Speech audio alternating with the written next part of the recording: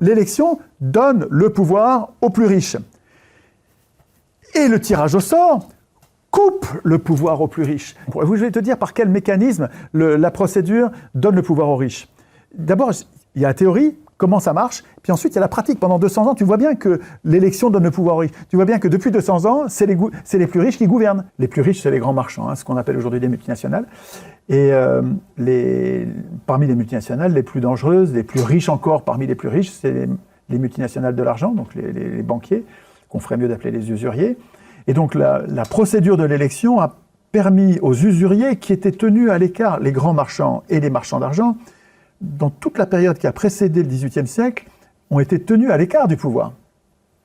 La police du roi, son boulot, c'était d'empêcher les marchands d'entrer sur les marchés avant les autres. Parce que sinon, ils raflaient tout avec leur monnaie, ils raflaient tout, et ensuite, ils créaient une rareté, et avec cette rareté, ça surenchérissait, ça faisait monter les prix, et après ça, ils se goinfraient aux frais de la société. Donc, la police du roi, son boulot, mais pendant des siècles, c'était de surveiller les marchands pour qu'ils n'aient pas le pouvoir, et qu'ils n'accèdent pas au marché. Et puis, bien sûr, il y avait le roi, il y avait tout un système de hiérarchie dans la noblesse qui montait jusqu'au roi, et tout ce système dans l'Ancien Régime empêchait les marchands d'accéder au pouvoir.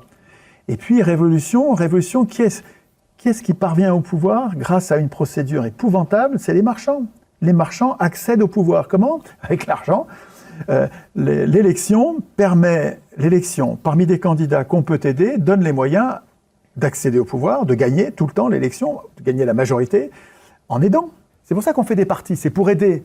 Mais ceux qui ont des milliards, ils peuvent aider beaucoup plus que tous les partis que tu pourras faire. Quand tu vois les 9 milliardaires qui ont acheté tous les médias, c'est pas pour gagner de l'argent. Chaque média en perd de l'argent. Ils s'en foutent de perdre de l'argent, ils sont riches à millions, milliards.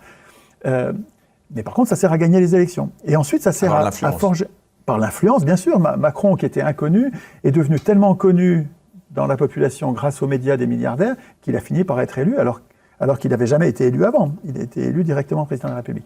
Tu te souviens pas, dans les premiers mois de son accession au pouvoir, il a dit « Mais je connais très bien Rothschild, oui, mais je suis son proxy, j'ai sa confiance. » Et puis, l'élection hisse celui qui a été élu par un effet d'orgueil, lui fait sentir qu'il a été élu, qu'il a été choisi comme le meilleur, et ça transforme même les meilleurs. C'est-à-dire qu'en fait, les chevilles leur enflent, et ils se croient rapidement, quand ils sont élus par des millions. Alors quand c'est un petit maire, ça le fait pas trop, mais quand c'est un député qui est élu par des millions de personnes, ou un président qui est élu par des millions de personnes, ça crée quelqu'un qui se sent légitime à tout décider à la place des autres.